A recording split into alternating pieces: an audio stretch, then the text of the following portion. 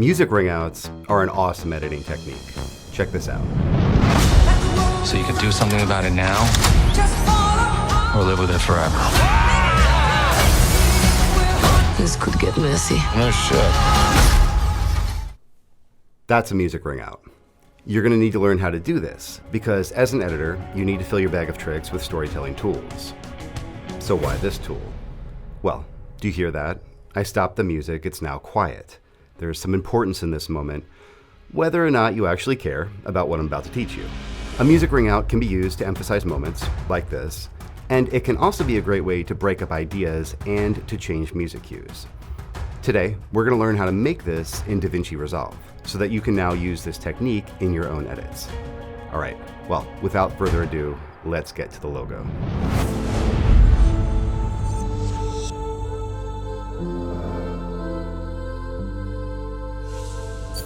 The editor's toolkit includes an arsenal of tricks. You've seen them everywhere, whether it's the famous wipe used liberally all throughout Star Wars, or a simple cut to black at the most inopportune moment. Don't stop. There are countless ways that an editor can affect the storytelling of a film. I recently rewatched the 1996 Mission Impossible film, where I noticed how a clever edit helped divide an action scene using a punchy comedic moment.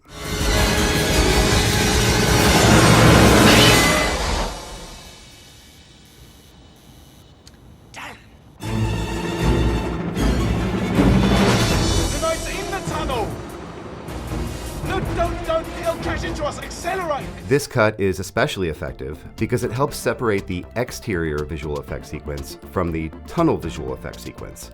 But it also creates a clear dividing line between the moments and allows the film to ramp up tension as we wonder what happened to the helicopter for a brief moment.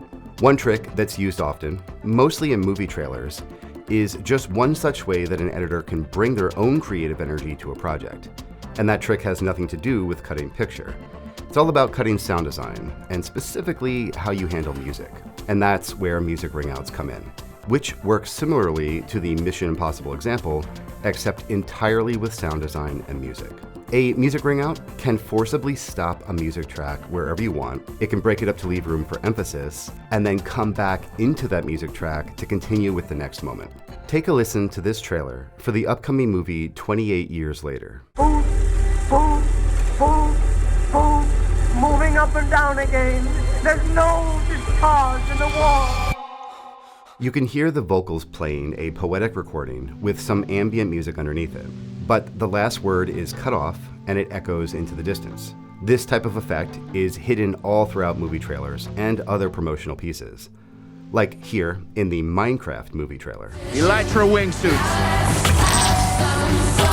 Bye-bye. Ah! Those things work, right? Absolutely. So let's take a look at how you can build this effect yourself. I'm going to hand it off to Brian to show us how to create this in DaVinci Resolve. We're going to take a look at how to build a ringout like you just saw here inside of Resolve. Now there's two ways to go about doing it here, but unlike a software like Premiere or Avid, it's actually really simple to just do method 1 and not necessarily have to worry about method 2. But I want to show you both ways anyway because it might better suit your editing style. So let's go ahead and build a ringout using some music that I've pulled from the Alibi music library. So I have this song here, and before I recorded this lesson, I prepped it a little bit so I knew what I would be doing. I've left myself some markers on the actual music track. So if I click this little tally right down here to show the markers, I have a marker for where I'm going to start, I have a marker for where I want the ringout to happen, and I have a marker for where I want the song to come back in after the ringout is done. So something cool that I've discovered is if you have these markers like this, and you grab the first one, the Start Here marker, and drag it into your timeline, it will create a clip in your timeline that spans the distance between this marker and the ringout marker right here, just like so. Now, of course, it ended where the ringout marker started, so I'm going to just drag this out a little bit here, just like that. So I'm going to use this beat right here to create a ringout. Let me play you this section of the song so you can hear what we're going to be working with.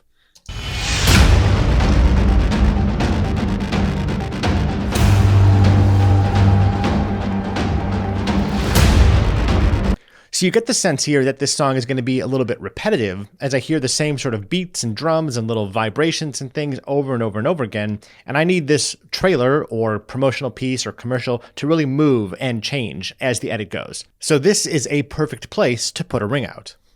All right, so how are we going to build this? I'm going to come over here, zoom in a little bit, switch to blade edit mode, and then click and make a cut right here. Go back to the selection tool, and then take this little bit at the end here that I've just cut and drag a copy of it down to the second audio track, holding Alt-Option. Now, just for the purposes of this tutorial, I'm going to drag another copy of this all the way to the right here, way further down the timeline. I just want the playhead to be able to keep going forward in time. But if you were doing this in a editing sequence that you were working on, you might have picture that's cut all the way forward, so the playhead would actually just keep playing. But I have to do this for this tutorial because otherwise the playhead would just stop right here at the end of the two clips. So now I'm going to go ahead and use some keyframes to reduce the volume of this and make it sharply come out to nothing. So I want to have just the hit right here, but none of this extra stuff. So here in Resolve, it's a little bit hard to see where I'm clicking, but there is a very faint white line. You can sort of see it as I mouse over. It changes the symbol of my mouse cursor to these two little white tally marks. So right there. A little bit hard to get, but if you hold Alt-Option while clicking on that white line, it will make a keyframe, just like this. Now I'm going to keep holding Alt-Option and just make a couple of different keyframes. Now it can actually control those keyframes, and it will dynamically control the waveforms as I do it. So I'm going to build a sort of curve downwards into nothingness, just like so. Now, if you accidentally moved the first keyframe to a louder volume, and you're having a hard time controlling where it goes to get it back to 0, you can always come over here to the Inspector panel, under the Volume Controls, and push this arrow to the right of the keyframe icon to drop you to the very first keyframe here, and then just set it back to 0 right there. So this is at 0, which is the volume of everything else around it, and then we have some keyframes that bring us lower and ultimately to nothing. And we'll do the same thing over here, maybe make this a little bit shorter, but this time I can simply use this tool, and drag this down a little bit, just like that. Okay, so now I have a track and a fade out using keyframes of the duplicate. Now the ring out has not yet been built. Now we have to apply an effect to make this clip down here actually ring out. And the way we're going to do that is we're going to apply a reverb effect. So open up your effects panel here, and we'll just type in and search reverb. That's going to be under the audio effects. So make sure you're on the Audio FX folder with reverb typed in, and then grab the Fairlight FX reverb and drag it onto your second clip here. You're going to get this panel, and there's a lot of different knobs and buttons that you can twist here. I find when it comes to manipulating audio, because I don't always know what all these knobs and buttons do, that my methodology for figuring it out is to set an in and an out point and then loop the playback. So it's constantly just playing over and over and over again. And then I simply twist every knob and dial as far left or as far right as it can go to gauge the difference in what's happening. Now, some of these are fairly obvious, and some of them I do know what they do, but if you're completely new to audio, this is the easiest way to learn what some of these things do. You might not know what's actually going on technically, but it's the fastest way to simply experiment. So I moved the reverb time up to 3100. The distance up to 19, the brightness down to 25, the modulation up to 80%, the high frequency up to 13.1, and the dry wet percentage down to 87%. Now, something cool is that it is actually showing you a chart of how the reverb is going to look, and again, this might be a little bit confusing, so we're not going to focus too heavily on this. But let me go ahead and just close this up. I'm going to solo just audio track number 2 here, move the playhead back, and we're going to play so we can hear how this ring out actually sounds by itself. Now you can actually hear at the end of this clip, the reverb just stops. So if you want to have it keep going, you can simply drag the clip out even further, even though it is all silent. So with the keyframes down like this, the reverb will keep going. So let's try it again, and so you can see how it actually plays all the way out to the very end of the clip.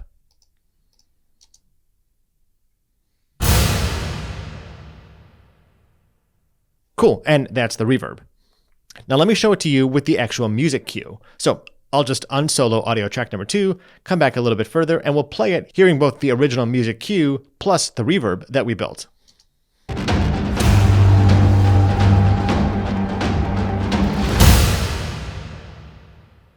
And so far, that sounds pretty cool. But before I show you some other really cool stuff, I want to go and show you the second method for building this almost exact same thing. Okay, so what I'm going to do here is just select everything and drag a whole copy of it over here. All right, so I'm going to take this duplicate here, and just as an example, I'm going to drag it down one more track. So it's going to be on audio track number 3. I'll keep the keyframes like they are here, but I'm going to go ahead and remove the effect. So come over to the inspector, go to the effects tab, and delete the reverb effect. Now something cool that we can do here in Resolve is we can add that very reverb effect onto the entire track. So anything that we put into audio track number 3 is going to be hit by that reverb. So here's how we do that. I'm going to switch over to the Fairlight tab, which is down here. Now, Fairlight is a really cool part of Resolve. It's actually like having a full DAW or digital audio workstation inside of Resolve.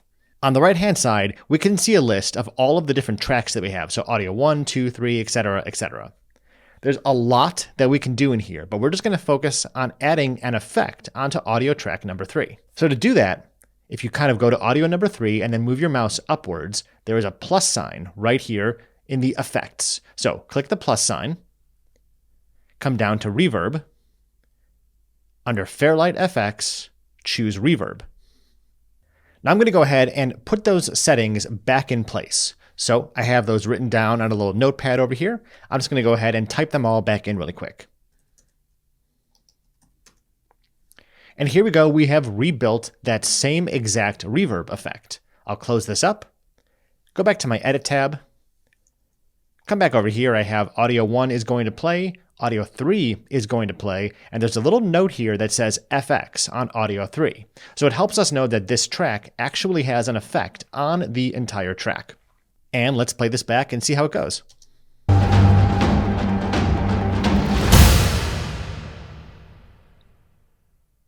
Now I want to mention something interesting about method 2 that's a little bit different about putting the effect on the track versus putting the effect on the clip. If I come back all the way over here, I had to drag the clip out even further so the effect lasted as long as it did before the clip came to an end. That's because it needs the clip for the effect to process. But if it's on the track, I can actually take this clip and make it much, much shorter here. So just the length of the actual ringout that I've built with my keyframes. And now you'll see that when I push play here and I go beyond the boundaries of the clip, the reverb is going to keep going.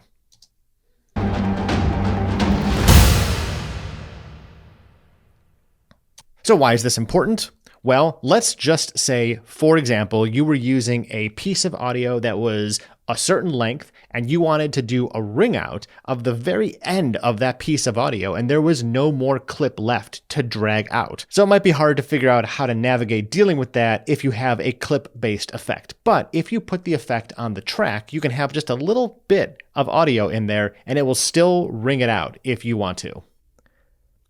I'm going to get rid of all these unnecessary clips at the end of the timeline now. So this is cool as it is, but we need to know where this is going to understand why we're even building this in the first place. So let's just say I was making some sort of commercial or promo or maybe a trailer, and I had this moment where there's a bunch of stuff happening here and I'm building up to something, and then there's a significant moment of emphasis that I want to put right here. So the ring out is a great thing to put right here to get into that moment.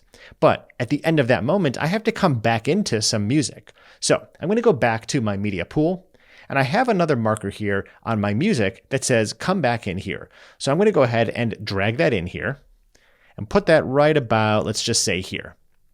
We'll figure out the distance a little bit later once we know how long the stuff in the middle is going to be. But now, if I were to just play this, check out what happens.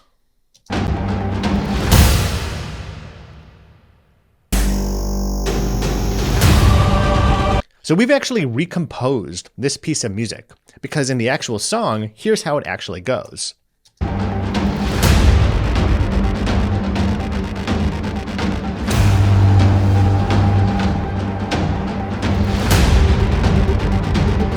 It's cool, but it is very repetitive, and it takes a long time to get to this ring out that's naturally in the song. Then there's this middle portion here, which I didn't love.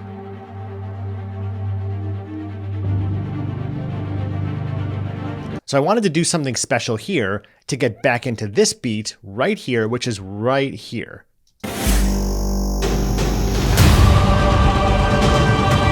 And then the song could continue into the end of the trailer, promo, commercial, whatever it is that you're working on. Okay, so back to our timeline.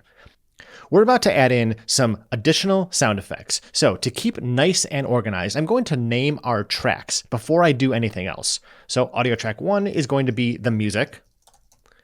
Audio track 2 will be the ring out clips. Audio track 3, which if you remember we just built, has the reverb FX. We're not going to worry about audio 3, so I'll make it a little bit smaller so we don't have to have too much screen real estate taken up. We're not going to use this track at all. Audio track 4 is going to be sound effects 1, and audio track 5 will be sound effects 2. So this makes it nice and organized for us. So the first thing that I have here is a clip from Chris. So I'm going to load this up into my source monitor and show you what we have here. It's just him sitting silently and then saying a line that would fit nicely into this moment of emphasis, like so. Just like this. So let's go ahead and change the audio track target down to audio track number 4 here, and then bring in Chris's clip. All right, so let's take a look at what happens when we play back with the music, the ring out, and Chris's clip here. Just like this.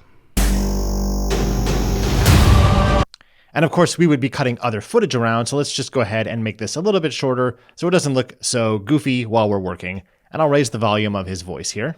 Now, something you might be noticing if you've been listening on headphones is that his audio is only coming out of your left speaker right now. That's because this file is mono. So a quick note here, I'm going to right click at the bottom here, say add track, and I'm going to add a mono track. And I'll label this one Chris Mono, and I'll drag his audio down to the mono track. Now, when I play this back, it will come out of both speakers. Just like this.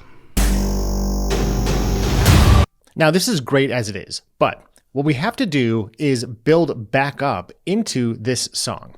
And there's a clever way to do it. I can take the ring out that we already created and simply reverse it to get back into this song. The problem is that Resolve doesn't have a built-in way to do it.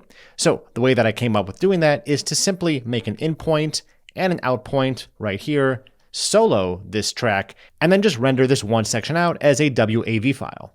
Now, if you've taken our Art of Music Editing course, you will have seen us do something very similar in Avid, where you can create a mixdown of your audio, which is basically just a quick way to export and then bring it back into the timeline in the same place that it was exported from. And then I re-imported that back into my bins, put it in a folder, and I have my exported ring out here. Let's go ahead and drag this in. And now you can see that it is the ring out with the tail and the fade and everything like that, but I have to reverse it. So come over to speed change and simply click the opposite direction here. That will reverse the audio so it rises upwards into this. I'm just going to zoom in here, move this over a little bit, kind of line it up so that the loudest part of the ring out happens right at this beat. Just remove the solo marker there, and we're going to play this back all the way and see how it sounds. Just like this. Very cool. So now there really is no moment of silence in between.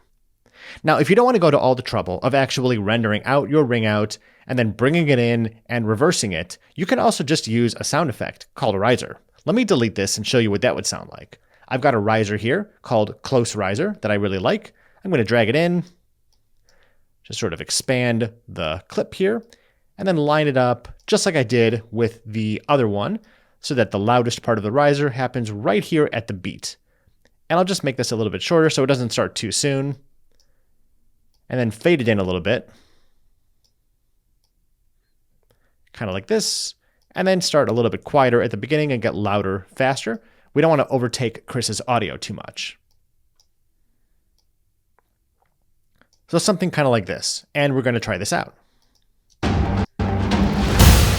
Just like this. Okay, cool. So already sounding a million times better. But there is just one more thing that I think we can add. We can add more emphasis to the actual ring out. So creating the ring out was cool. Using the actual music track is awesome, and it creates a really cool sound and it kind of rings out. But it's nice to add a little extra sound effects to build that even stronger. So I've got a bass drop here. Let me just double click this and I'll play what the bass drop sounds like. By itself, it sounds kind of ridiculous, but if I were to drag it in here and put it right next to the ring out, so right here, right where the ring out happens, and then I'll sort of fade this out just a little bit, kind of like that. Now you're going to have this extra sound mixed in, which is pretty nice. Just like this. Now, a bass drop is cool. You could also use a cymbal or a chime or a bell or a whoosh, something like that, but it sort of helps to add emphasis to your sound design. So think of yourself as you're editing these things, not just as someone who's meddling with the music, but also recomposing the song, adding sound design elements. Think of yourself as a fully fledged sound designer. It's not that hard to add in some of these additional elements. I know it seems overwhelming at the beginning, but once you start building a library of effects and sounds that you like, it's really easy to grab the things that you know work really well and start applying them and testing them out and auditioning them. Now, I just have a couple of pros and cons for you about these two methods. So I'm going to go ahead and just cut this a little bit to make it a little bit shorter. So here is the ring out build that we just created. I'm going to grab all of this and just drag a duplicate over here. I'm going to take this ring out and just move it down, make it a little bit shorter, just like we did before, and then make sure to remove the effect. Okay, so what we have here are effectively two of the exact same thing. I'm going to play the first one. Just like this. And then the second one. Just like this. Okay, virtually no difference, but where does this become a little bit more or less useful depending on your editing style? Well, for one, if I had to do this often, right, in the song that I was using, reapplying the reverb effect by copying the attributes and pasting it to other clips could be a little bit tedious. I know it's very easy to do and there are shortcut keys to get it done, but it's just one extra step. Whereas here, all I would have to do is cut my song and drag a copy down to this track and it would work magically. The other thing is that if you use the clip-based effect, as I mentioned earlier, you have to actually expand the length of the clip, even if it's faded out to nothingness, so that there is room for the reverb to keep going. Whereas here, it'll keep going on the track regardless of the length of the clip. So if you had a song that was short, or let's say you were doing a ring out at the very end of the clip, and there was no more song to drag out to the right, that would cause a problem for creating a ring out that kept going. Now, on the con side here, I have this extra audio track here that says FX, and it means that I have to keep it in my timeline. If I have a very packed timeline with lots of tracks, having an extra track just to make ringouts could be a little bit too much. If you have a small screen and don't have a ton of screen real estate, it might be hard to justify having a bunch of extra tracks in your timeline that you don't use that often. For example, here I only have one clip in this entire track. So it's a little bit much to have a whole track just for this one thing. That being said, if you hop into Fairlight and are using the mixing board here, it's common to have tons and tons and tons of tracks where you're controlling different tracks, different buses, different outputs, things like that. So, from a mixing standpoint, having a track just for reverb is pretty nice. Now, one last little trick for you. You can actually rearrange your audio tracks in Resolve. So you can see that when I built this out, I put that FX track on audio track number 3, but I'm finding that I don't use it that often. So maybe putting it at the bottom of all of my tracks would be better. So I can right click on this track here and I can say move track down, and I can keep doing that until I move it down to the bottom. There we go. So now that reverb track is on the bottom of everything, so it's not so much in the way of my other tracks. So hopefully this helps you understand how you can build music ringouts in your own projects. You can do it to stock music, you can do it to a song you found on YouTube, you can do it to a popular piece of music, doesn't matter, it will still work as long as you're hitting a hard beat when you make the ringout. So good luck, and I hope this really helps you make your projects sound amazing. Well, I hope you guys found these reverb tricks helpful. Give them a shot on your own projects and let us know how it goes. All right, I'll see you guys in the next video. Hey there. For tons more free editing training, head over to our website at filmeditingpro.com/free training. Here you can download free editing guides along with high-quality video training courses created by our team of professional Hollywood editors. Our tutorials cover a wide range of editing topics, like cutting awesome movie trailers, editing action scenes, how to work with music and sound design, and a lot more. All of these free guides and videos are available at filmeditingpro.com/free training. I'll see you next time.